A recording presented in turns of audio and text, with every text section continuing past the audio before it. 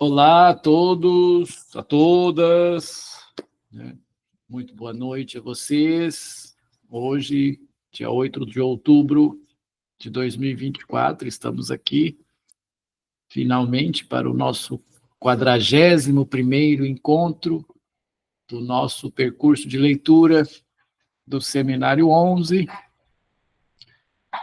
a quem hoje eu dedico ao professor Geraldino Alves Ferreira Neto, que nos deixou na semana passada, motivo pelo qual não houve o nosso encontro anterior, né? Professor Geraldino aí de Campinas, não sei se vocês conhecem, né? Foi um dos meus primeiros professores de psicanálise ainda no meu início em 2019, 2020, e um dos precursores da psicanálise no Brasil, né? Gostaria então de dedicar esse encontro a ele, né? Na verdade, eu acho que ele gostaria que o show não parasse, né? Mas semana passada realmente não havia como. Então, deixo registrado aqui e dedico essa sessão de seminário a ele, cujos ensinamentos estão presentes aqui nessas leituras também, algumas coisas que eu já passei para vocês. E esse é o legado que a gente tem que preservar, não é? Então, muito boa noite, Ana. A Ana está aqui conosco hoje. Muito boa noite, querida. Como você está? Tudo bem? Boa noite, Gustavo. Sim, tudo bem. Graças a Deus, aqui estamos, né? Dia 8 de outubro, e agradecer as felicitações que eu recebi pelo meu aniversário ontem. Verdade, parabéns. Oh, obrigado, querido. Algumas pessoas do grupo me mandaram. O Iago está chegando aqui. Então, gostaria de agradecer a vocês aí pelo carinho e pela atenção. Estamos aqui contornando o real, por que não dizer? Boa noite, Iago. Tudo bom? Conseguiu chegar? Boa noite, Gustavo. Boa noite, Tudo pessoal. Tudo bem? certo, consegui. Muito bom. Muito bem. Estamos aqui contornando o real, né, com a conexão da internet que está falha, mas vamos tentar, né? Eu estava a dizer a Ana, Iago, que no encontro passado, né, as telas não quiseram ser vistas, então eu pretendo retomar, aí nós estamos falando de olhar, né, né? Então as telas não quiseram ser vistas, então eu vou tentar fazer aí uma retomada do item 2, com as telas mencionadas, né, pelo Lacan. Lacan, o homem das artes, né? Lacan, um homem erudito, por que não dizer, por isso que às vezes tão mal compreendido, né? Mas a arte é uma coisa que o encanta muitíssimo. Então vamos começar o encontro retomando, né, esses quadros e seguindo aí, né, nessa leitura desse seminário que nos convoca. Eu não canso nunca de contar a história do Seminário 11, vocês já estão cansados de me escutar falando disso, mas é uma coisa essencial, né? Porque a situação na qual o Seminário 11 foi produzido, ela está presente em praticamente todo o texto, né? Em todo o seminário. Esse Lacan expulso da IPA, né? Esse Lacan que foi desautorizado a fazer o que ele havia fazendo aí por 10 anos. Esse Lacan que já começa aí na sua primeira aula se comparando a Spinoza e sendo excomungado e se perguntando, né, a que estou eu autorizado, então? Então há uma angústia muito grande aí nesse Lacan de 64, né? E aqui há uma condensação de todo o ensino, né? Então ele disse, vou pegar, como ele coloca bem no começo aí, os 4 conceitos, né? Ele diz, vou dizer textualmente aqui, que está na página 26, né? Aos conceitos freudianos principais, que isolei como sendo em número de 4, e mantendo propriamente esta função, que tratarei hoje de introduzir vocês. Então, vejam, aos conceitos freudianos principais. Não que não existam outros conceitos na psicanálise, mas ele isola aí os 4, né? A dizer, o inconsciente e a repetição, a transferência e a pulsão. né?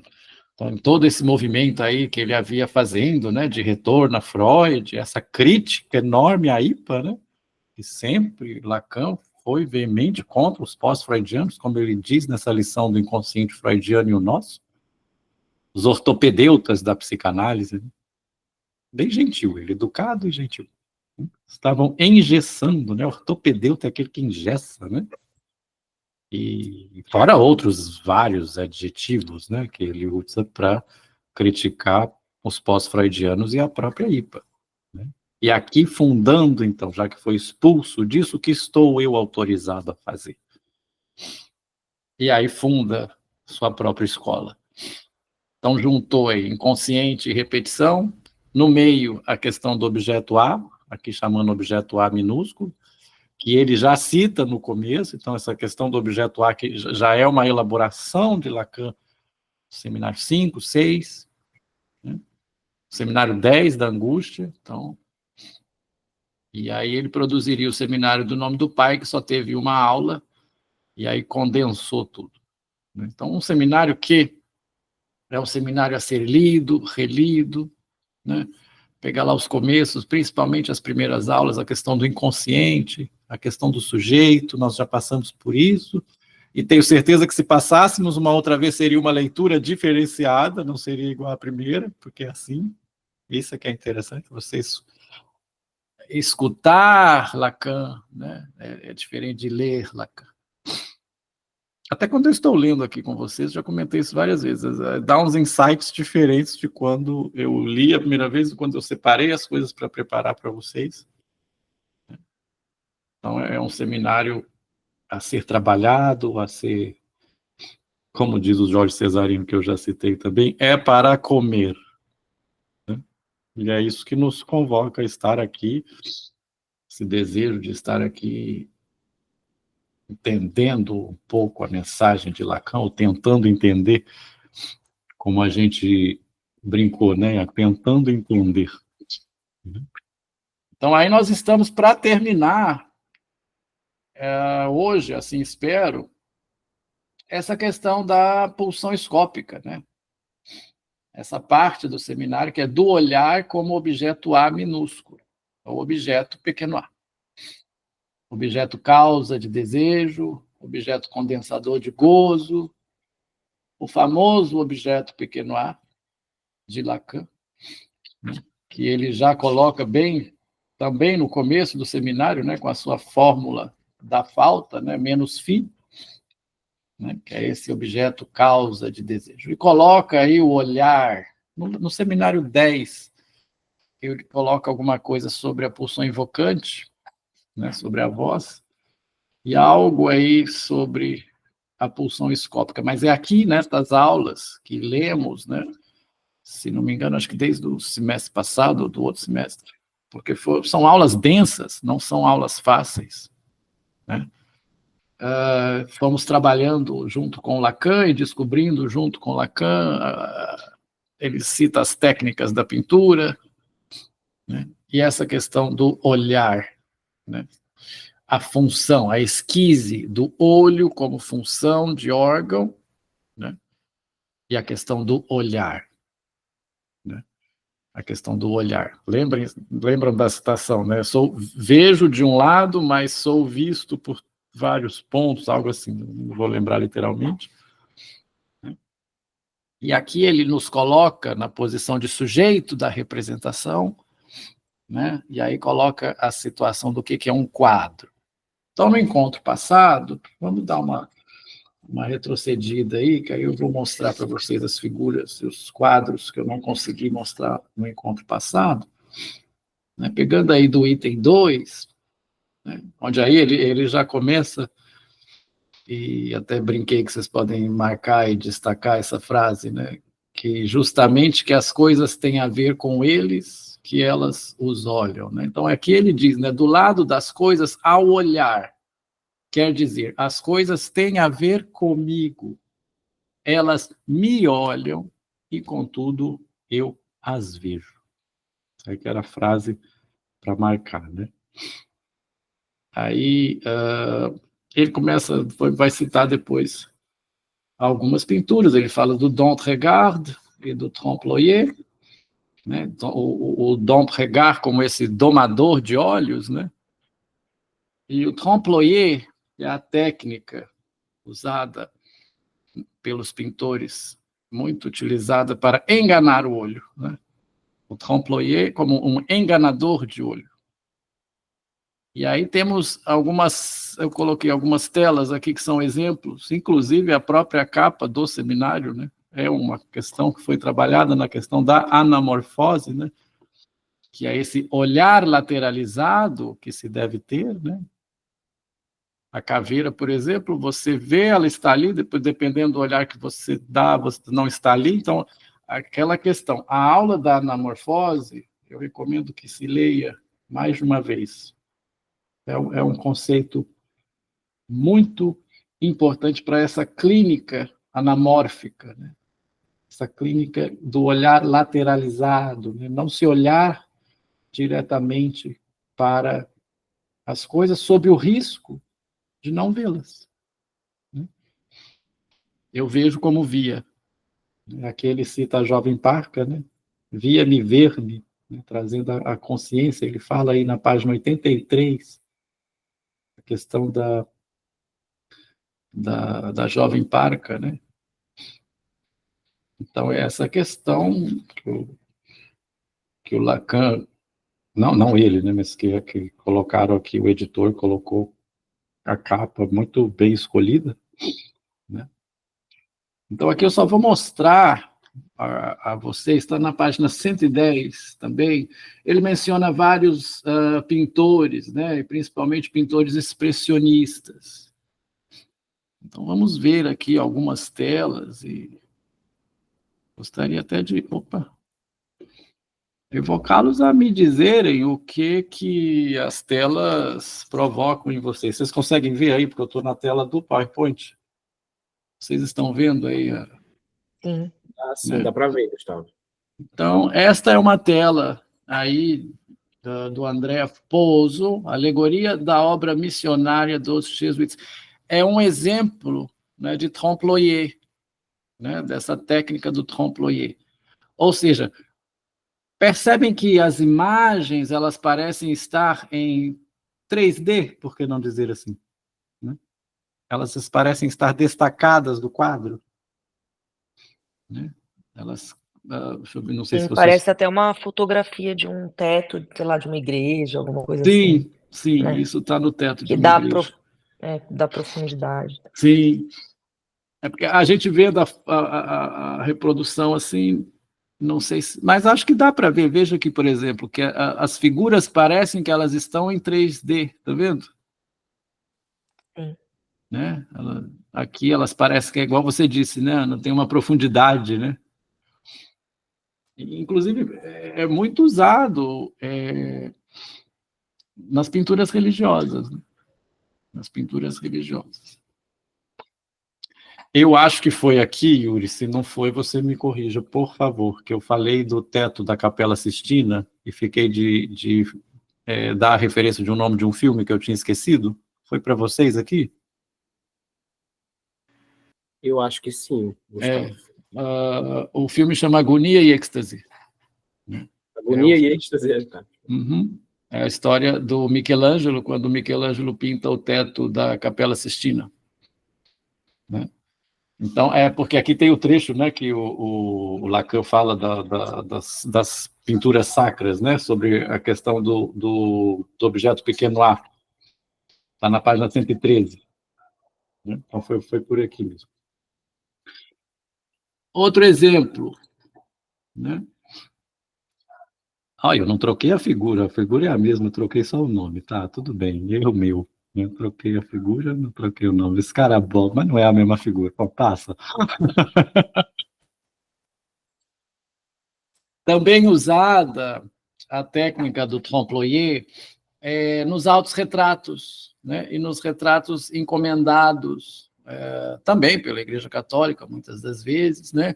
Ou pela nobreza, que pediam, né? Encomendavam e comissionavam os pintores, né? a produzirem autorretratos, né? Aqui vocês vejam, um retrato de um cartucho, né? Consegue... Aqui a reprodução ela fica um pouco achatada, mas também percebam que há essa profundidade, né, Ana? Que há essa tridimensionalidade, não uma figura bidimensional. Né? Isso aí também do século XV, XVI, por aí. Esses aqui são só exemplos, né, de trompe-l'œil, o clássico aqui, Embaixadores, que já dedicamos aulas e aulas a elas, junto com Lacan, né, que é a figura da anamorfose, né, que é a caveira que está aqui. E aí eu comentei, né, que tendo recebido da minha amiga querida Helena Lima, que esteve em Londres e foi visitar o quadro, ela me manda uma foto do quadro, e o quadro não é tão grande assim quanto o Lacan pinta aqui no seminário. Eu acho que o Lacan exagerou. Aqui ele diz que o quadro ocupa uma sala inteira, né?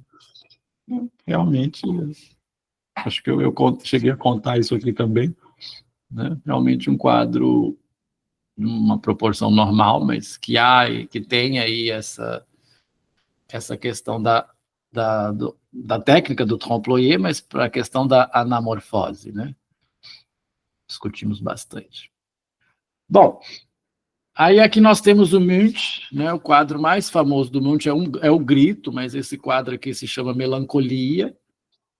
Por que que o Munch está aqui? Eu vou pegar a citação aí da página 110, só para retomar esse ponto aqui, porque ele cita, né, a questão do expressionismo. Ele diz o seguinte: vocês viram bem, aliás, da última vez que, depois de ter formulado que na pintura há dom de regard, vamos ler esse dom de regard como um domador de olhar, tá? Aquele que direciona o seu olhar, quer dizer, que aquele que olha é sempre levado pela pintura a depor seu olhar, né? A depositar seu olhar.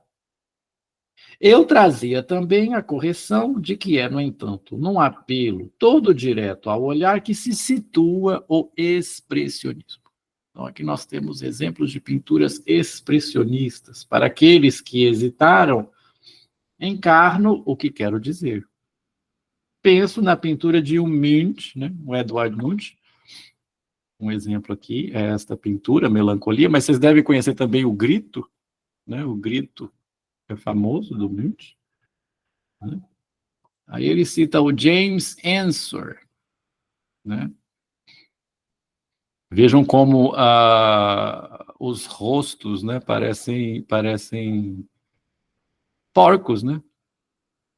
Aqui é La Bourgeoisie, que chama esse quadro, a burguesia, né? Parecem porcos, né?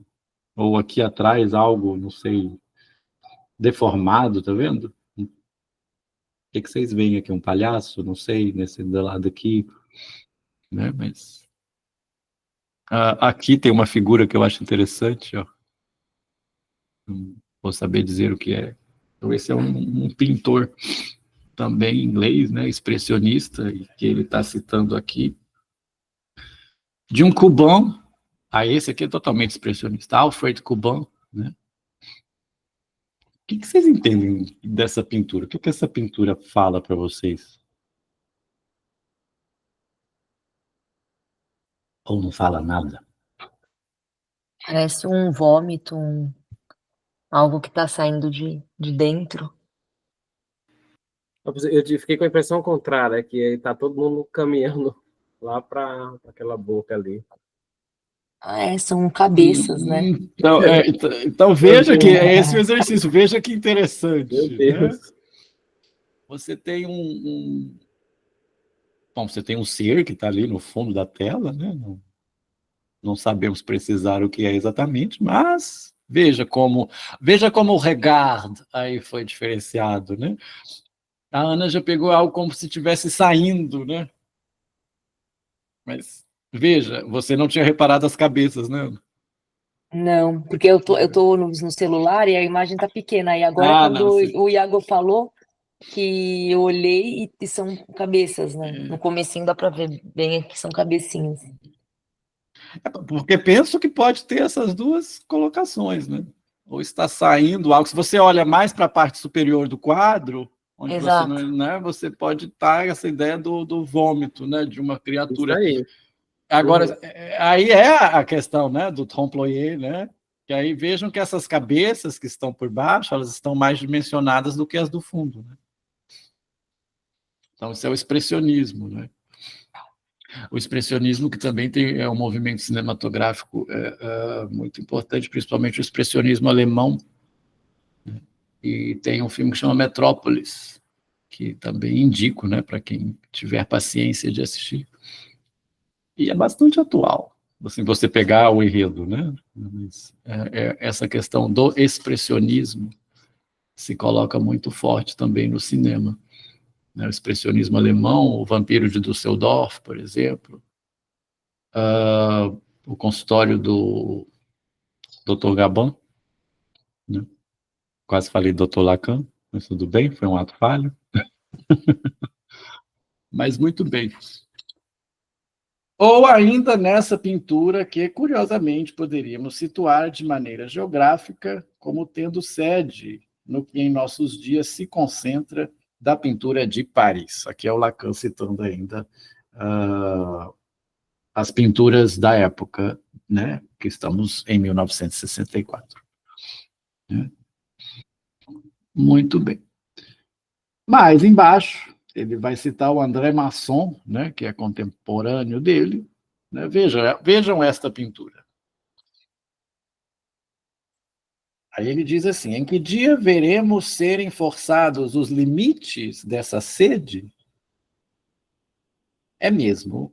Se acredito no pintor André Masson, com quem falava disso recentemente, a questão mais atual. Aí eu coloquei uma pintura do André Masson aqui, contemporâneo de Lacan, só para a gente ter uma situacionalização do que estamos falando. O que vocês veem aí nesta pintura? Eu fui de cara aqui, eu vi um pedaço de pizza, uma banana, um garfo. Um pedaço de pizza. Não, um pedaço de pizza, bem ligeiro. Muito bem. Eu não jantei, mas eu vi logo um pedaço de pizza. Aqui, né, uma pizza, né? Eu vejo um pedaço de carne. Que está. A banana aqui do lado, não? Sim. A banana aqui do lado. O garfo é um braço, aqui pode ser. Né? Vamos viajar, né, gente? É uma cebola aqui, olha, uma cebola. Né? E dos outros dois lados, né? Nós temos aqui uma figura que me remete a um pássaro, não? Um flamingo, alguma coisa do gênero, não sei quanto a vocês, com um seio, algo. Né? Não vai arriscar, Ana?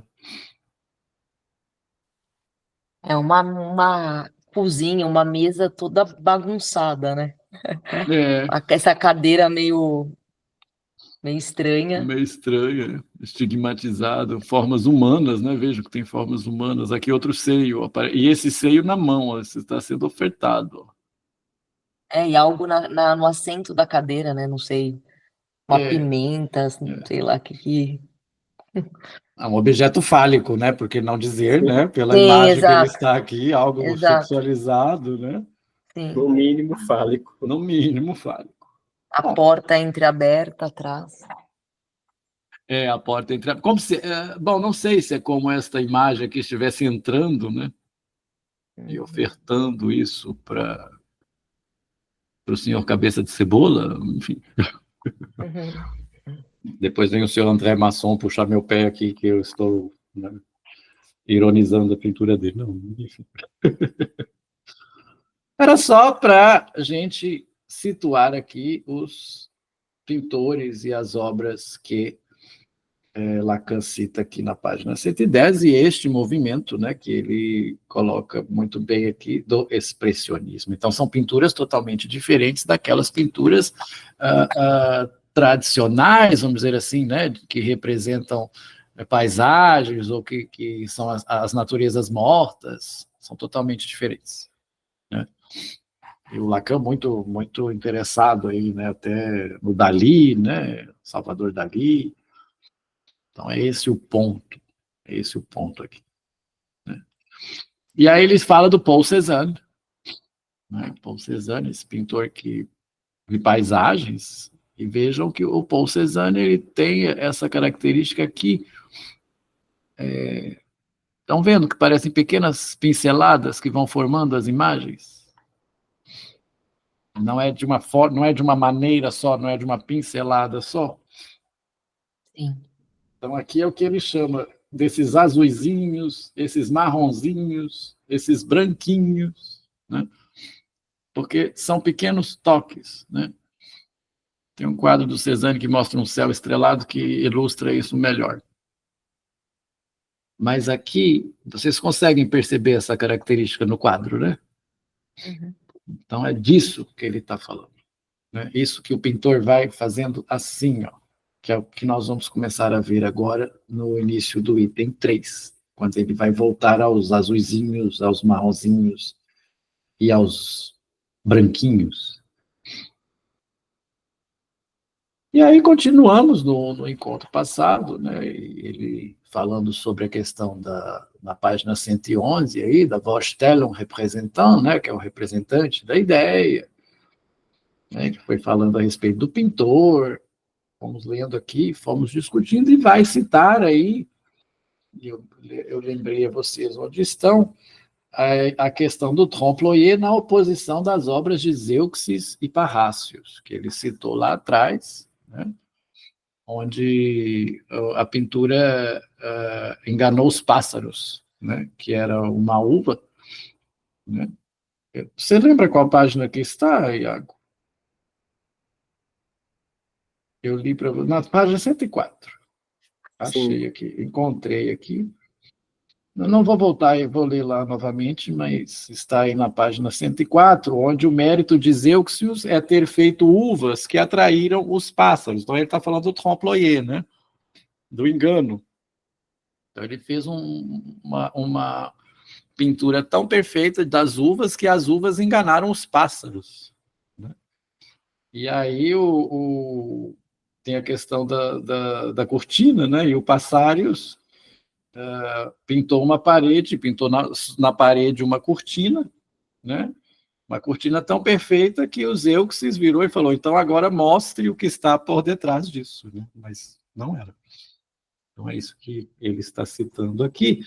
E ele cita o Caravaggio.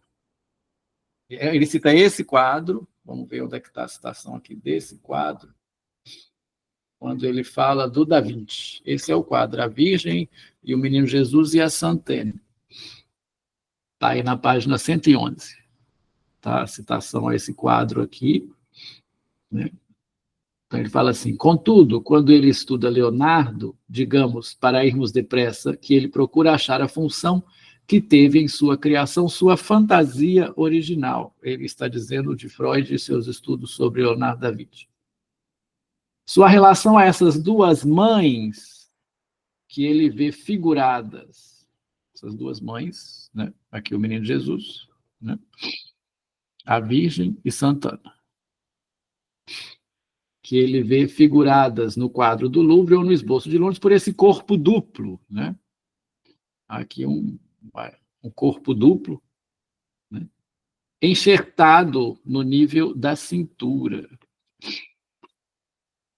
que parece desabrochar de uma mistura de pernas na base. Nós temos aqui 3 pernas. Né? E aqui o Menino Jesus, né? E esta figura que me parece um animal, um carneiro, né? Me parece um carneiro, não sei dizer com exatidão. É disso que Lacan está dizendo. Aqui nós temos as uvas, que aí ele vai voltando lá na página 112, que é onde ele vai citar as uvas aqui, ó, do Baco de Caravaggio. Se as uvas fossem como se as uvas de Zeuxis e Parrácios fossem tão parecidas com estas uvas que estão aqui, elas não enganariam os pássaros. É o que ele diz, ó, se as uvas fossem assim, é pouco provável que os pássaros se tivessem enganado. Pois por que veriam os pássaros uvas nesse estilo, que força as coisas, então, nesse estilo que tenta parecer artificial, né? Então não enganaria os pássaros, né? Então ele está fazendo menção a essas uvas do Baco, né? Do pintor Caravaggio. Vamos adiante. E aqui ele fala da Batalha de Lepanto, esse é o quadro da Batalha de Lepanto. Deixa eu só localizar a página que está aqui, mas creio que está mais no final, aí na página 113. É esse o quadro que ele está citando, né? Onde há aqui uma batalha real, aqui embaixo, né? Navios, né? Esquadras prontas para a batalha, e aqui em cima algo como que uma confabulação, né, dos deuses a respeito do que aconteceria lá embaixo, né? Que é o que está dizendo, a função social que já se esboça ao nível religioso se faz ver bem ali. Aquele que compõe o que Retz chama os povos, e o que é para os povos vem nessas vastas composições, o olhar das pessoas que, quando eles não estão lá, deliberam nesta sala. Aí essa questão aqui, ó, por trás do quadro é o olhar delas que está lá, exatamente. Por trás de um quadro é o olhar das pessoas, é o olhar de quem vê que está lá, né? Eu vou só destacar aqui no inicinho da página 113, que foi aí que eu citei a questão do Michelangelo e do filme, né, do Agonia e Êxtase, porque ele fala aqui a questão do Marchand, né, e nessa questão das obras de arte, os pintores eram comissionados a fazerem quadros, a fazerem painéis, né, e eles tinham que pintar de acordo com o que eles solicitavam, né. E aqui ele diz assim, ó, há sempre uma sociedade arrendatária do pintor e sempre trata-se do objeto pequeno a, ou melhor, de reduzi-lo, o que, a um certo nível, pode lhes parecer mítico, com um pequeno a com o qual isso é verdadeiro em último termo, é o pintor, enquanto criador que dialoga. Esse ponto é interessante também. O artista opera no plano sacrificial, diz Lacan, no final do segundo parágrafo dessa página, jogando com o fato de existirem coisas que podem despertar o desejo de Deus. Né? Zelen Elohim, né? Semelhança de Deus. Bom, dito isso, vamos ao item 3, né? Onde vamos amarrar aí. Ajudou um pouco, Iago, a visualização das pinturas? Sim, sim. Né? Dentro muito do que legal, conversamos. Ana, acho que para você o percurso, então, vai ser um pouco mais fácil, vamos dizer assim, quando você for assistir o encontro anterior, tendo essas figuras em mente. Sim, foi ótimo. Né? É isso que, às vezes, a gente tem que fazer quando está lendo Lacan, né? Ver as referências, não só Lacan, mas como qualquer autor, né? Dentro dessa divagação que ele está. Muito bem. Então, quanto tempo temos? Tá.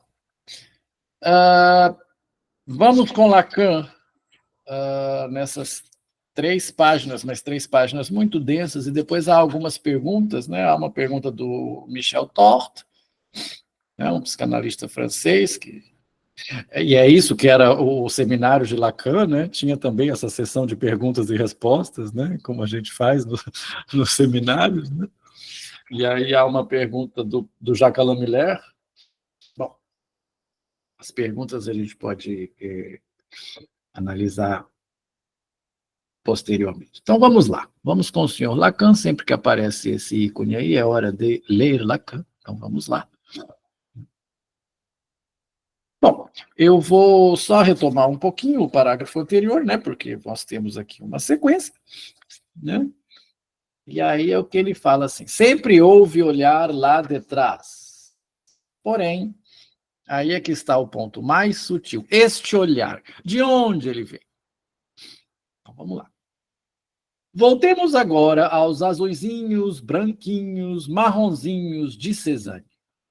Ou ainda ao que Maurice Merleau-Ponty, de modo tão bonito, põe como exemplo numa passagem de Signos, que é um livro do Ponty, a essa estranheza do filme em câmera lenta, onde se vê Matisse pintando. Vocês podem ir lá no YouTube, coloquem assim, Matisse pintando, Matisse Painting, vocês vão ver vários filmes do Matisse pintando, né? E tem um que realmente está em câmera lenta, né? O importante é que o próprio Matisse ficou baratinado com o filme. Maurice Merleau-Ponty sublinha o paradoxo desse gesto, aumentado pela distensão do tempo. Então, tenham em mente que o vídeo está em câmera lenta, ok? Então, o paradoxo desse gesto, aumentado pela distensão do tempo, nos permite imaginar a mais perfeita deliberação em cada pincelada. Ó, o artista está pintando em cada pincelada. Não passa de miragem, diz ele. Ao ritmo em que chove do pincel do pintor esses pequenos toques que chegarão ao milagre do quadro, não se trata de escolha, mas de outra coisa. Essa outra coisa, será que não poderemos tentar formulá-la? Será que a questão não deve ser tomada mais aproximadamente a isso que chamei de chuva do pincel? Será que se um pássaro pintasse, não seria deixando cair suas penas, uma serpente suas escamas, uma árvore se desfolhar e fazer chover suas folhas? Eu acho esse trecho bem interessante. Ato soberano, sem dúvida, pois que passa a algo que se materializa e que, por essa soberania, tornará caduco, excluído, inoperante tudo que, vindo de outro lugar, se apresenta diante desse produto. Aqui vai ter, até no próximo parágrafo, mas aqui vai ter uma coisa interessante que vai ser até motivo de pergunta lá adiante, que é a questão do gesto. Então, o gesto de pintar, né? As pequenas pinceladas. Será que se um pássaro pintasse, não seria deixando cair suas penas?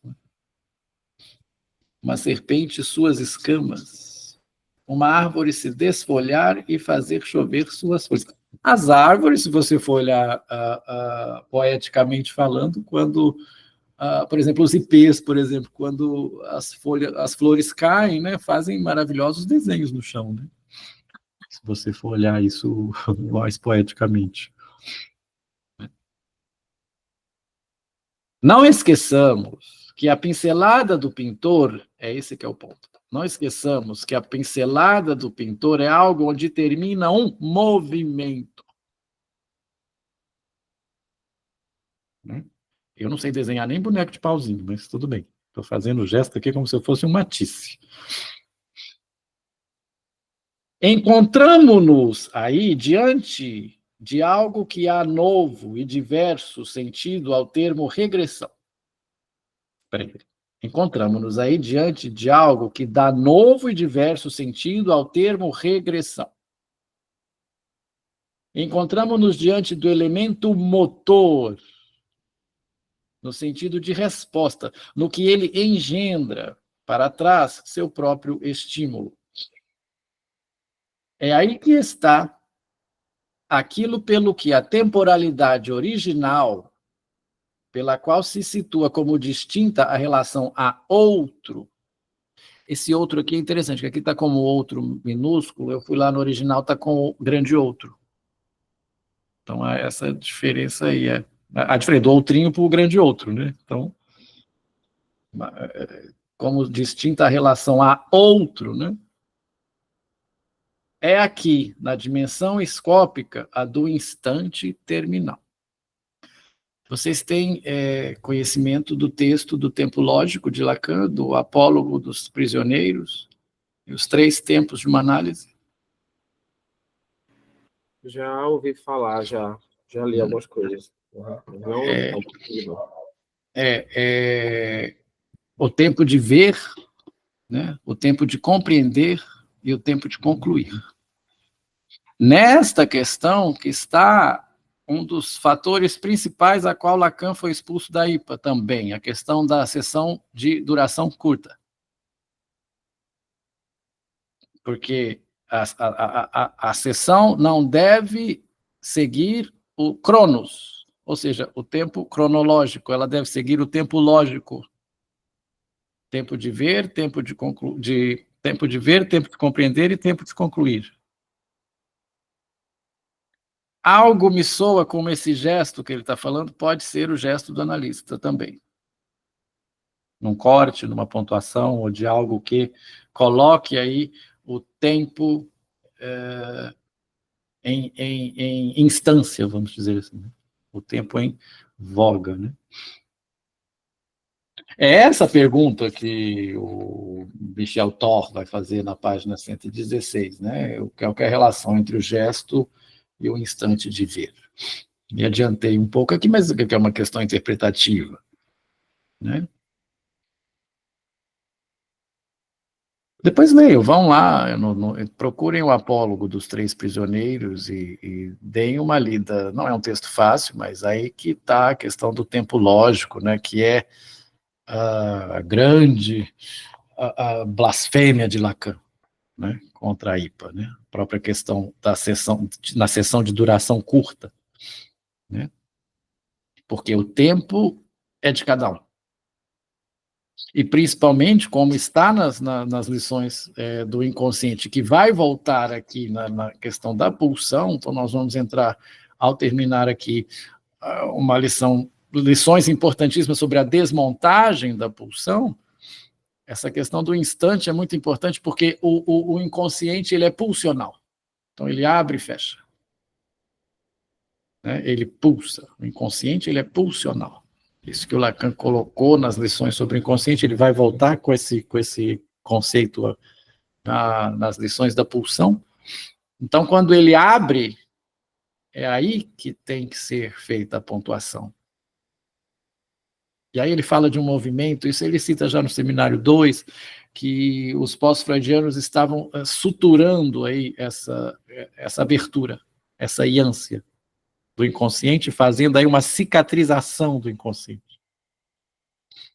Então, esse movimento, olha aqui, ele falando da questão do gesto, eu peguei isso porque ele está falando da questão do gesto do pintor, está ligando isso a um movimento, né? E a essa questão do instante terminal. Né? Como que eu leio isso aqui, o instante de terminar algo, né? Terminar uma obra, por exemplo. Então, vamos seguir aqui, depois dessa minha digressão, tá vendo? Esse insight me veio aqui agora. Mas, enfim. O que na dialética identificatória do significante e do falado se projetará para frente como precipitação?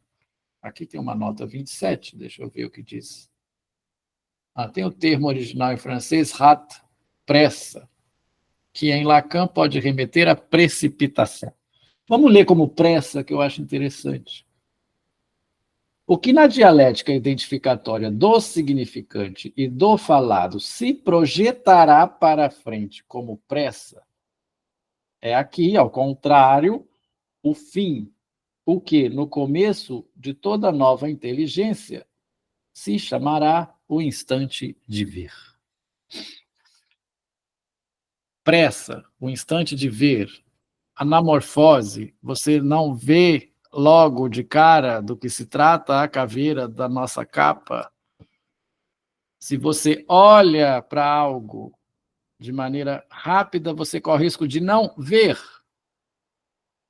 E aí está a questão da percepção, que motivou Lacan a falar isso, Maurice Merleau-Ponty, o filósofo da percepção, fenomenologia da percepção. E aí nós voltamos ao esquema Pente, por exemplo, de Freud, se a gente for lá no capítulo 7 da interpretação dos sonhos, no esquema Pente, nós temos a percepção e o perceptivo. Na percepção, no percepto, Jack Bauer, né? O perceptum, as coisas que chegam à nossa percepção que vão para a consciência ou não. Vocês se lembram do esquema Pente, do Freud? Freud fala isso desde lá do projeto, e aí nós temos lá no capítulo 7, né, da interpretação dos sonhos, o esquema, que tem uma setinha assim, aí tem o perceptum, que é percepção, que é perceptível, e nós temos aí as 3 instâncias, né, que comporiam a primeira tópica. O inconsciente, o pré-consciente e o consciente, e uns tracinhos embaixo. Aí tem uns tracinhos assim no esquema Pente. Coisas que podem ser percebidas, que podem chegar à consciência ou não. Então, estamos falando aí dessa questão do perceptum, né? Do percepto. Que foi vamos sempre lembrar, o que levou Lacan a fazer toda essa digressão sobre a questão escópica, foi um livro póstumo do Maurice Merleau-Ponty, que é o filósofo da fenomenologia da percepção. Há algumas aulas, aí, alguns encontros sobre a questão da percepção. Depois, se vocês quiserem, eu posso até... Me lembrem lá no grupo, se vocês quiserem direcionar para essa aula, eu posso pôr o número do encontro lá, onde a gente falou bastante sobre a questão da percepção, né, e que é o ponto aqui. A percepção engana, né, ao contrário do que diziam, a percepção engana, né, e corre-se aqui, vejam, com pressa, né, corre-se o risco de não ver. E aí eu vou seguir aqui. Este momento terminal é o que se permite distinguir de um ato um gesto. Então, nós vamos ter uma diferença entre um ato e um gesto. É pelo gesto que vem sobre a tela aplicar-se a pincelada. Então, vamos lá, o gesto, né? Que eu estava imitando aqui, né? Pelo gesto da mão do pintor. O gesto é importante para o percepto, para a percepção, para os nossos reflexos, não é? Se eu levanto a mão assim, ó, vou dar-lhe um soco, isso é um gesto. Esse gesto implica o quê? Um movimento que na sua percepção vai produzir o quê? Uma reação, supostamente. A questão do gesto é importante. E é tanto verdade que o gesto está ali presente, que não se duvida de que o quadro é primeiro sentido por nós. Como bem diz o termo, impressão ou impressionismo. Como mais afim ao gesto do que a qualquer outro tipo de movimento. Toda ação representada num quadro nos aparecerá como cena de batalha, quer dizer, como teatral, necessariamente feita para o gesto. E é ainda essa inserção no gesto que faz com que o quadro, qualquer que ele seja, figurativo ou não possamos colocá-lo ao contrário. Eu vou ler esse trecho novamente. E é ainda essa inserção no gesto que faz com que o quadro não possamos colocá-lo ao contrário, não possamos trocar o quadro de lugar, né? Virar. Eu já vi quadros que você virando, mas isso era proporcional era intencional do pintor, né? Então, por causa que há essa inserção no gesto, bom, se virarmos um dispositivo, não sei, vocês logo perceberão que ele está sendo mostrado com a esquerda no lugar da direita. O sentido do gesto da mão designa suficientemente essa situação lateral. Para isso, vou propor aqui uma... deixa eu voltar na tela aqui. Aqui tem um quadro do Cézanne, novamente. Então, caso eu vire o quadro, espelhe o quadro, ou então vire ele do contrário, não será a mesma coisa, será?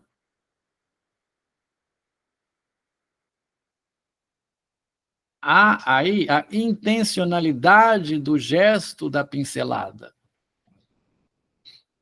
Vejam como, aqui no Cézanne, não sei se vocês percebem isso, ou se sentem isso, as folhas das árvores, elas dão a vocês a impressão de movimento do vento? Sim. Sim. Então não é estático, né? E essa impressão, como ele coloca aqui, né? É o que existe o termo impressionista, mas essa impressão se dá pelo gesto feito pelo Cézanne nas pinceladas. Isso que ele chama aqui de azuisinhos, branquinhos, marronzinhos, verdinhos, por que não colocar, que é uma característica do Cézanne. Atenção, canetas, marca-textos e afins. Citação. Tá com a sua aí, Ana? O Iago eu vi que tá com uma na mão. Sim. Vamos então a um ponto. Vemos então aqui que o olhar opera numa certa queda de desejo, sem dúvida. Mas como dizer? O sujeito não está aí de modo algum. Ele é teleguiado. Modificando a fórmula, que é a que eu dou para o desejo enquanto inconsciente, qual que é a fórmula? O desejo do homem é o desejo do grande outro aí com A maiúsculo. Modificando essa fórmula, direi que é uma espécie de desejo ao outro, que se trata, na extremidade do qual está o dar a ver. Bom, mas caramba, o que é isso, né? Primeiro tem a frase clássica, tem uma frase clássica de Lacan aqui, o desejo do homem é o desejo do outro. Já tem a frase que eu já trouxe para vocês, né? O sujeito apreende ao olhar o desejo do outro, do grande outro, e se apreende nesse desejo. Agora vamos ver uma questão que é interessante. Ele vai modificar esta fórmula e ele vai dizer que é uma espécie de desejo ao outro. Né? Desejo, aqui nós temos este ponto. O desejo do homem é o desejo do grande outro, né? Do outro. Desejo ao outro. Direi que é uma espécie de desejo ao outro que se trata, na extremidade do qual está o dar a ver. Aqui está o original, só para destacar, então, ó, aqui no original, aqui está no itálico, né? Desejo do homem é o desejo do outro. Aqui já está em itálico, mas no original o D está marcado. Então, aqui o que ele está fazendo? Le désir de l'homme, le désir de l'autre. Então, aqui ele está trocando esse D do outro, né? O desejo do homem é o desejo do outro. Ele está trocando esta preposição aqui por outra. Então, a frase ficaria le désir de l'homme et désir à autre. Só esclarecendo, porque aqui já está no itálico, então o que ele está modificando aqui, na verdade, né? Não acho que não ficou muito claro aí no parágrafo o que ele estaria modificando, só o ao outro, né? Que está aí em itálico também, né? O ao, mas aqui ele está trocando aqui do outro ao outro, na mesma frase. Ô, Gustavo. Oi, querido. Poderia me falar melhor um pouquinho a respeito dessa frase, esse primeiro, o desejo do homem é o desejo do outro? O desejo do homem é o desejo do outro. Isso remete às questões do seminário 6, a questão do grafo, né? O que é? Você tem o ideal de eu, né? só para lembrar o grafo, né? Então, nós temos a criança mítica, né? O triângulo, encontra a mãe, que é o tesouro dos significantes, né? E desse tesouro de significantes, depois, quando ela se vê como sujeito, ela traz os seus próprios significantes. Mas o que acontece? O grafo, primeiro movimento, ele faz assim, né? O que é? Você pegar e você ser o que o outro quer de você. Tanto é que a pergunta essencial do gráfico é que voi, o que queres? Né? Eu vou ser arquiteto porque a minha mãe quer que eu seja arquiteto. Eu vou ser professor porque a minha mãe quer que eu seja professor. Eu vou me alistar no exército porque a pátria quer que eu me aliste no exército. E quando você coloca o seu desejo em questão, que é a função da análise, que é você sair dessa posição, né? Eu faço o que o outro quer que eu faça, e a gente está sempre assim, né? Eu vou fazer isso porque o que o outro espera de mim? Uhum. Né? Aí nós vamos no ideal do eu, né? Nós temos o eu e o ideal do eu. Eu não posso fazer isso porque minha família vai horrorizar, porque eu não sou visto dessa forma, eu não sou considerado dessa forma. Né? Então é isso, o desejo do homem é o desejo do outro. Então você, é a própria história, né? Nós somos seres falados antes de falar, né? A própria, quando está na gravidez, né? Quando a criança está para nascer, eu quero que seja assim, eu quero que seja menino, eu quero até isso, né? Escolhem até o time de futebol para a criança.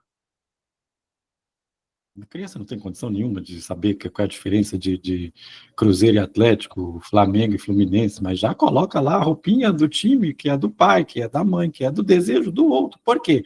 Eu quero que ele seja isso. Responde a sua pergunta mais ou menos, assim, muito brevemente, porque isso é uma questão um pouco complicada. Gustavo, não, foi muito legal. Eu já tinha ouvido falar, porque às vezes, estudando psicanálise, algumas frases começam, tipo assim, eu meio que compreendo, consigo encaixar, relacionar com outras coisas, mas às vezes eu fico incomodado por não conseguir. Às vezes eu me pergunto, mas o que isso quer dizer? Eu não consigo dizer isso em poucas palavras, sabe? E isso me deixa agoniado. Não, mas eu tô ligado, sim. Valeu, Gustavo. Traduzindo é isso. E é isso que a gente vê na clínica. O que a gente recebe na clínica é meio produto do desejo do outro. É isso que vem para a clínica. Né? Por isso que eu destaquei essa frase aqui. E aí vocês conseguem perceber a sutileza de desejo do outro e desejo ao outro, porque há uma diferença. E aí que ele vai falar que é o dar-se a ver. Né? Esse é um ponto crucial. E é frase, né, Iago, de Instagram, né? Coloca lá, mas, enfim, né? O que Lacan quis dizer com isso? Não quis dizer nada. Enfim, a gente nunca... Por que eu falo com isso? Porque a gente nunca vai saber o que ele quis dizer, porque foi ele que disse. Sim. Enfim. E me até de arriscar. Né?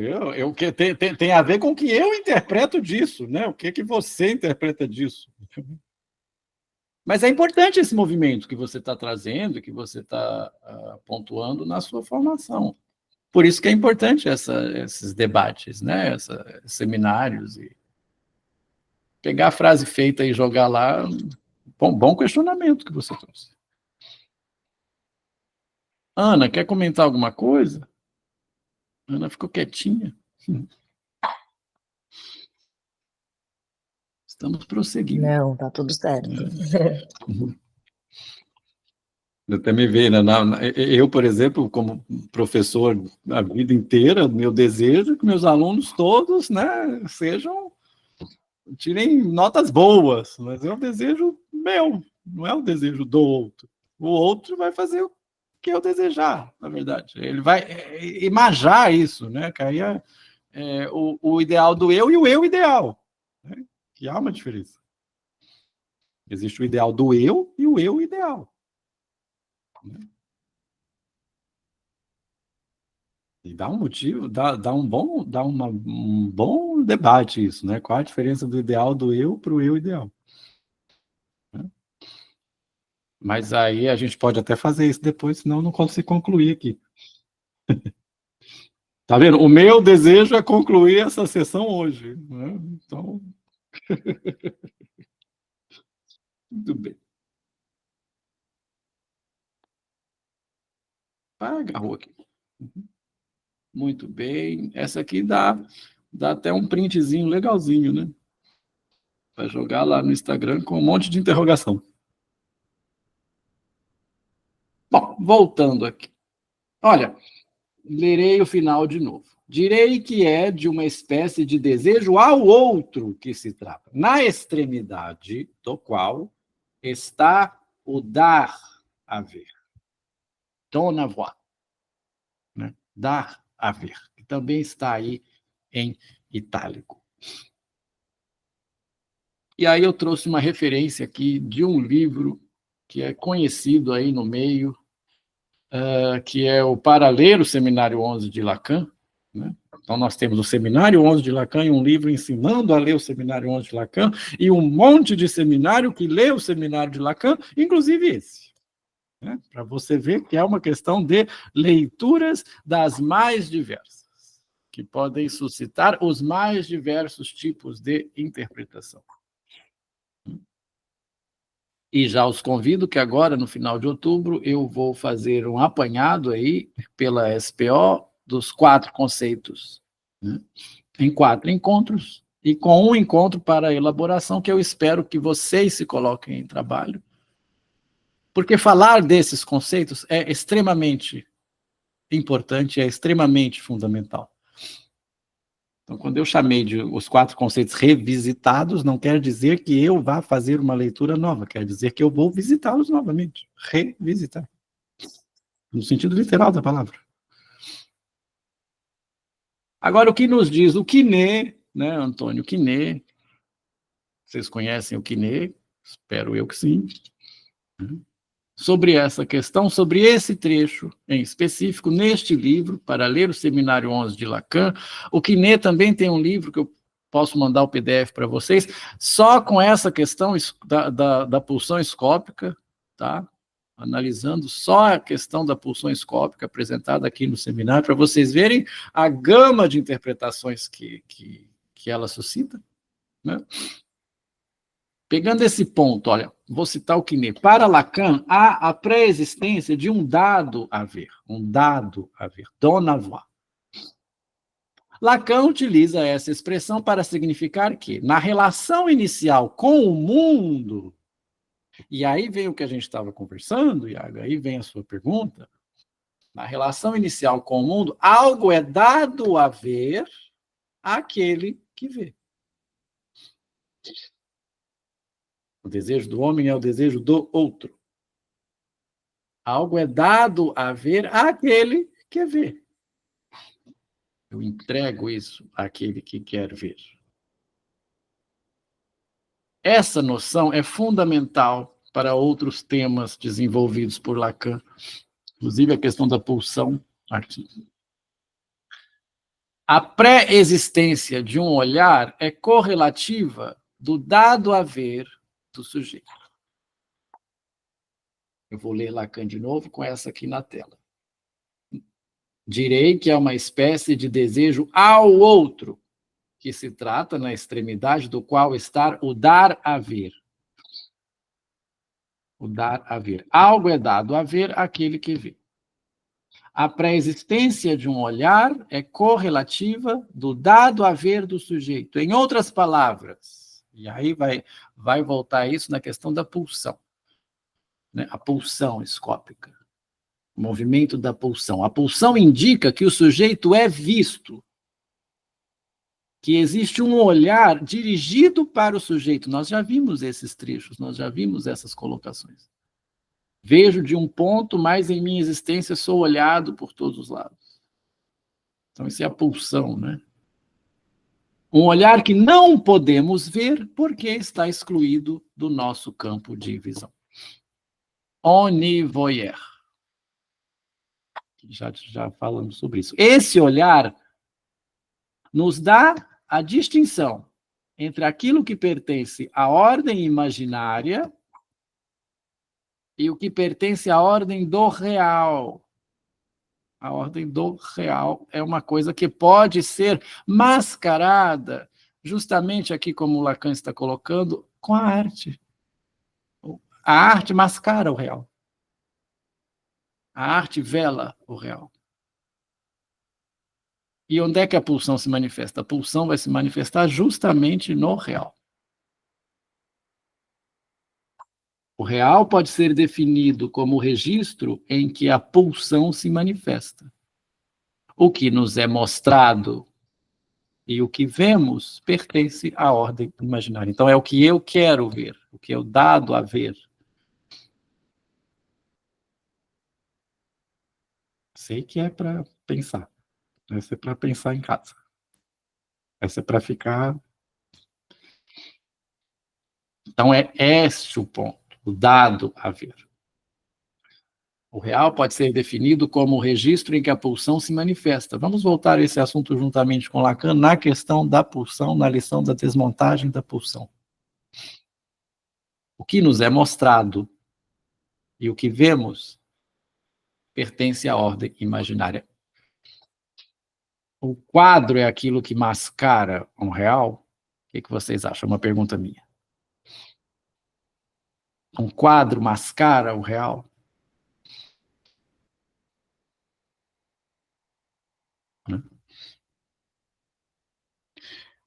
Quem quiser se aprofundar nessas questões filosoficamente, nós temos a crítica do juízo de Kant, né? A questão do belo e do sublime, né? Qual é a função do belo? O Lacan tem uma aula sobre isso no Seminário 7, mas qual que é a função do belo, né? Mascarar a realidade, não? Mascarar o real. Esse real que é feio, esse real que assusta, nós temos que ter aí, já passando aqui para uma clínica borromiana, o que a gente deve ter aí é um equilíbrio entre real, simbólico e imaginário, né? Aqueles três, real, simbólico e imaginário, com o objeto A no meio, perfeitamente não existe, ninguém é daquele jeito, né? Aquilo é somente uma idealização de Lacan. Mas nós devemos fazer o quê? Às vezes o real está mais aberto, às vezes o imaginário está mais aberto, e a gente tem que ir encontrando amarrações, porque o real, ele assusta, o real é feio, o real é da ordem do inominável. Se você não tem a arte para mascarar, ou para velar, ou para poder suportar o real, não tem condição. Não tem condição. Vocês querem comentar alguma coisa sobre isso?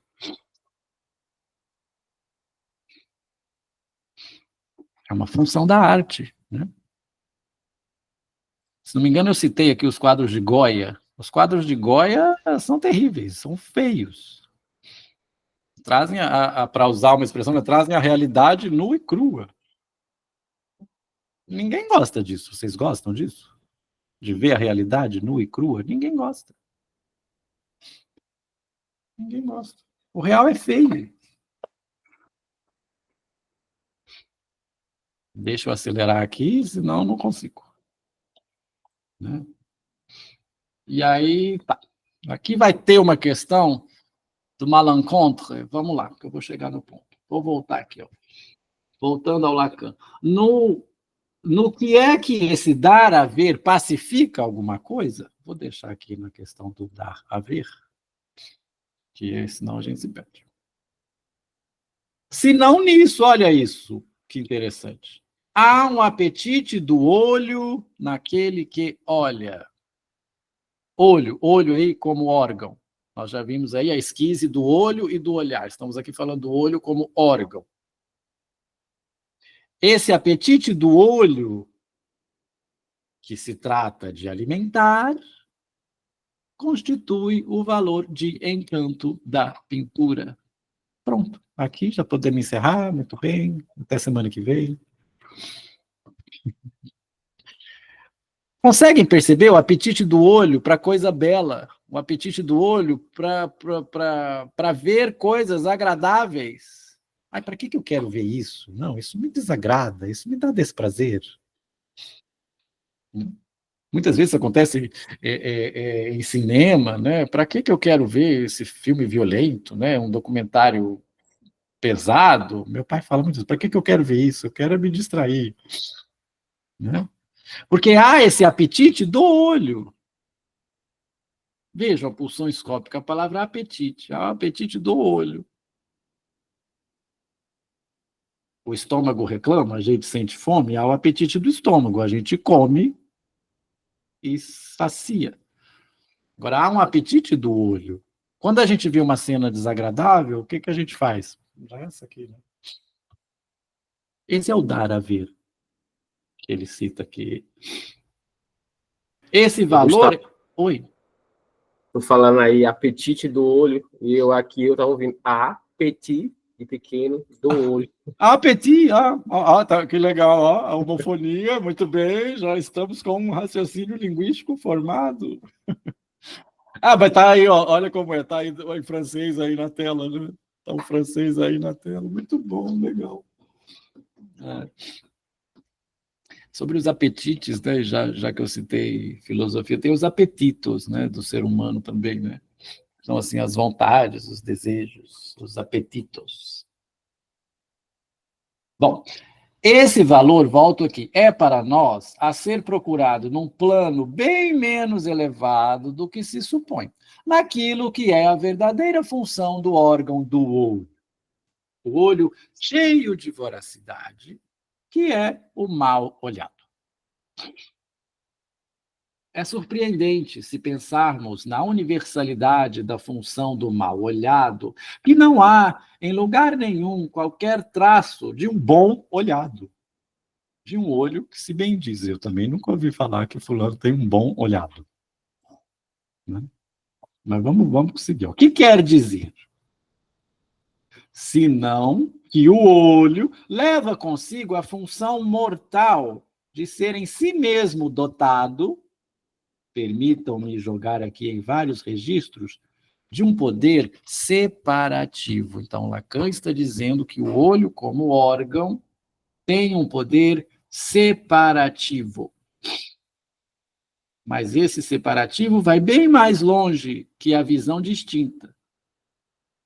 Os poderes que lhe são atribuídos, de fazer secar o leite do animal sobre o qual ele cai, crença tão disseminada em nosso tempo quanto em qualquer outro e nos países mais civilizados, de trazer a doença, a má sorte, esse poder, onde podemos melhor imaginá-lo, senão na invídia?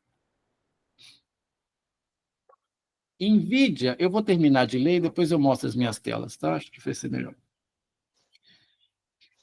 É o mal olhado mesmo que a gente está falando, tá? Que ele está dizendo aqui, o mal olhado, o gorá, né? Invídia vem de videre. Vocês sabem o que é invídia? É inveja, é? Inveja, é inveja. É. Claro, em bom português. Italiano. É italiano, é isso? Não, latim. A invídia mais exemplar, para nós analistas, é aquela que há muito tempo destaquei em Agostinho para lhe dar todo o seu desenvolvimento, isto é, a da criancinha olhando seu irmão pendurado ao seio de sua mãe, olhando amare concepto, com um olhar amargo, que o decompõe e faz nele mesmo o efeito de um veneno. Olha isso que interessante. A inveja faz no próprio sujeito o efeito de veneno. A gente sabe disso, né? Daquele que vê, né? Daquele que vê, faz nele mesmo o efeito de um veneno. Para compreender o que é a invídia em sua função de olhar, não é preciso confundi-la com o ciúme. O que a criancinha, ou qualquer pessoa, invídia, não é, de modo algum, necessariamente algo que ela poderia ter vontade. E aqui no original está só uma nota em francês, que é o avoir envie. Então, escutem isso atentamente. O que qualquer pessoa inveja não é necessariamente algo que ela poderia ter vontade. O que eu invejo no outro não significa necessariamente que eu tenho vontade daquilo. Como inapropriadamente, impropriamente se exprime. A criança que olha seu irmãozinho quer dizer que ela ainda precisa da teta? Todo mundo sabe que a inveja é provocada pela possessão de bens que não seriam, para aquele que inveja, de nenhum uso, e dos quais ele nem mesmo suspeita a verdadeira natureza. Não se inveja aquilo que se necessita. Esta é a verdadeira inveja. Ela faz empalidecer o sujeito diante do quê? Diante da imagem de uma completude que se refecha. Esse é o ponto da inveja.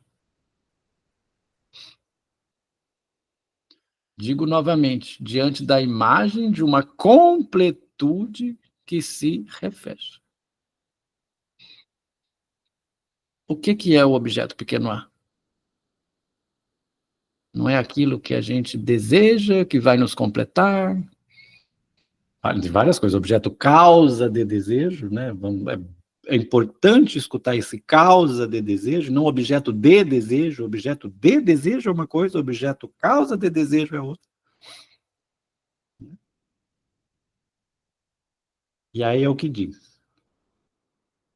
E do fato do A minúsculo, aqui é pequeno a mesmo, Iago, ele falou de petit a, né? O pequeno a separado, ao qual ele se suspende, poder ser para um outro, esse pequeno a, esse objeto de satisfação, né? Poder ser para um outro a possessão com que este, no caso, com que o outro se satisfaz, mas não quer dizer que é o que eu preciso. A Befriedigung. Befriedigung é satisfação, que está lá em Freud, a satisfação pulsional. Satisfação pulsional. Isso aqui é um tratado sobre o que é a inveja. E qual a função da inveja. Então vejam uma coisa. Não é que aquele que inveja necessita do que ele inveja, mas ele tem aquilo, ele vê aquilo como algo que é uma satisfação pulsional. Então ele precisa, assim como o outro tem essa satisfação pulsional, ele também precisa dessa mesma satisfação. Por isso ele inveja o outro. Numa relação escópica. O que o Instagram faz? Ah, eu queria tanto estar no lugar do Iago. Né? O Iago está lá em Paris, uma hora dessa. Eu queria tanto estar em Paris, né, aos pés da Torre Eiffel, tomando uma taça de champanhe. Aí tem uma foto lá do Iago, eu abro o Instagram, tá lá, ele lá todo feliz da vida. Dar a ver, don avoir. E para terminar, não vou trabalhar com as perguntas, porque eu quero só pontuar algumas outras coisas aqui antes de terminar. É a esse registro do olho, olha aqui, olha, do olho como desesperado pelo olhar. É a esse registro do olho como desesperado pelo olhar que devemos chegar para sacar a ação pacificadora, civilizadora e encantadora da função de um quadro. Então, o que o quadro faz? Olha, pacifica, civiliza e encanta. A pergunta, o que é um quadro? Ao meu ver, pode ser respondida dessa forma. Né? Porque o olho está desesperado pelo olhar. Ele deu esse exemplo da inveja justamente para colocar o quê? A questão do apetite do olho. né, do apetite do olho, dessa voracidade do olho. Então, que o olho é esse mal olhado. Então, é isso. Sacar a ação pacificadora, civilizadora e encantadora da função de um quadro. A relação fundamental do pequeno A com o desejo me servirá como exemplar no que introduzirei agora com respeito à transferência. E aí ele promete uma coisa e faz outra, que a transferência é o último dos conceitos. Agora ele vai falar de pulsão. Aqui tem as perguntas, né? Depois podemos começar por elas no nosso próximo encontro. Mas a aula em si terminamos, né? Então, só pontuar algumas coisas aqui para poder encerrar, gente. Agradecendo a audiência e a paciência. Então, o dar a ver, aqui a citação já li, uma passagem aqui, quando ele fala do mal olhar, eu queria só pontuar, isso aí é uma posição minha, que eu busquei lá do original, ele traduz assim, de trazer a doença à má sorte. Má sorte também pode ser traduzida como azar, né? Claro, mas... E aí tem ele usa esse termo que está lá no original, la malencontre, o mal encontro, vamos colocar assim. A má sorte, o mau encontro, o azar, né? E isso, mais tarde, ele vai... Eu vou só pontuar isso, porque vai aparecer mais adiante. Agora eu não me lembro se na questão da pulsão ou da transferência, mas, enfim, que é um termo aristotélico, né? Como nós temos tique e automaton, que é dos tuxia, que significa adversidade, azar e etc. Nas aulas anteriores do Lacan, ele já havia utilizado isso, malencontre du réel, o má encontro com o real, e aí eu trouxe uma tela, que para vocês vai ser novidade, mas que eu trouxe quando a gente falou do encontro, quando a gente estava falando da tique, e veja então como o Lacan amarra tudo, né? Ele estava falando da tique e do automaton, passou tudo isso para a questão da repetição, né? A repetição, a tique e o automaton. O automaton, essa repetição que se dá na ordem do simbólico e do imaginário. O automaton no sentido do automático, do automatismo, que não é essa a repetição que interessa. O que vai interessar é a repetição da tique. E o que é a tique? A tique é justamente esse malencontre do réel, que é o mau encontro com o real, né? Então, aqui eu trouxe uma tela, até que, né, encontro, né, e as questões, a questão do encontro, né? O Lacan vai citar como encontro faltoso. Vocês sabem o que é o oxímoro? O oxímoro é uma ligação de duas ideias contrárias, fogo, frio. Se é encontro, não pode ser faltoso, né? Então, há essa ideia do encontro, né? O Lacan coloca essa questão, já vimos isso na aula da tique e do automaton, depois eu localizo a página exatamente para vocês que estão acompanhando o seminário há mais tempo vão se lembrar disso, e falamos a respeito do encontro faltoso, né? Então, essa repetição que é da ordem de um encontro faltoso. Encontro, que mais? Encontro, existem mais. Rencontre, né? Um encontro não planificado, isso também da ordem da tique, né? A repetição a qual devemos nos atentar é da ordem de um encontro não planificado. E aqui a gente vai fazendo novamente, escutando, né, que a repetição não é reprodução, né? A repetição é dessa ordem, né? De um encontro não planificado. O que seria, então, né, um encontro não planificado? Então, e o encontro com o real? A tique é o encontro com o real. Esse azar que ele está colocando aqui, destuche, malencontre do real, é isso aqui. Encontro com o real, da ordem do não planificado.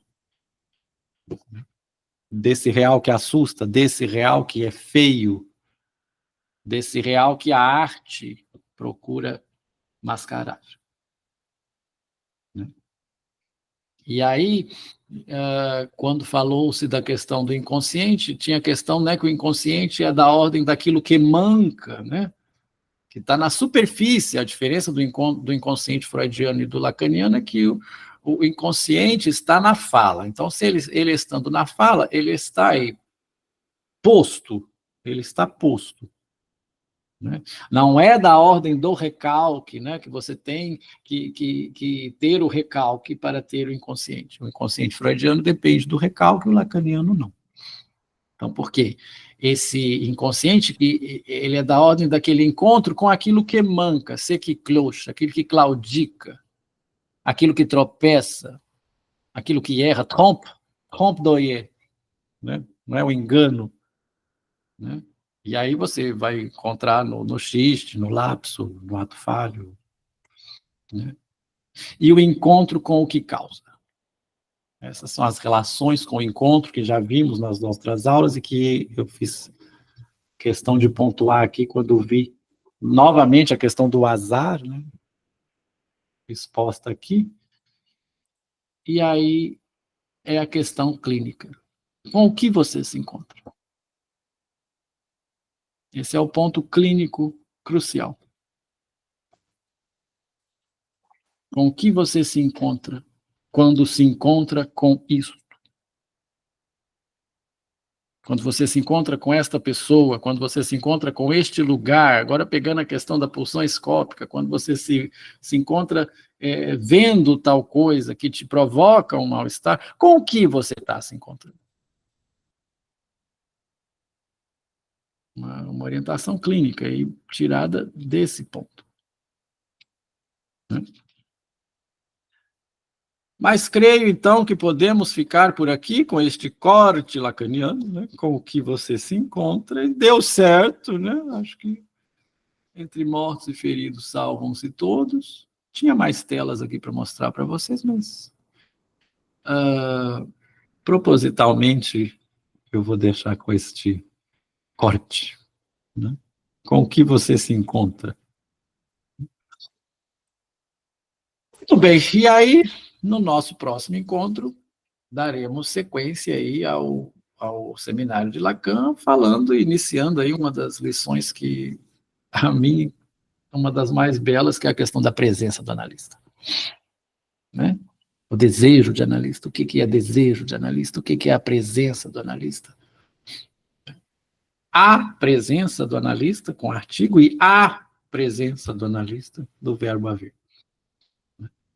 Essas perguntas clássicas, né? Qual que é o desejo do analista? O que é desejo de analista e desejo do analista?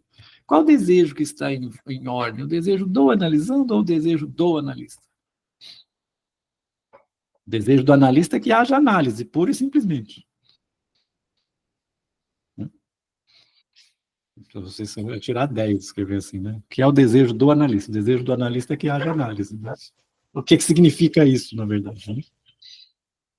Meus queridos, muito obrigado. Acabou que deu tudo certo. Né? Nós vamos ter o nosso próximo encontro, então, na terça, né? É isso aí. Alguém quer falar alguma coisa? Não, boa noite, pessoal. Então tá, joia. Boa noite, Ana. Boa noite. Boa noite, Iago. E até mais.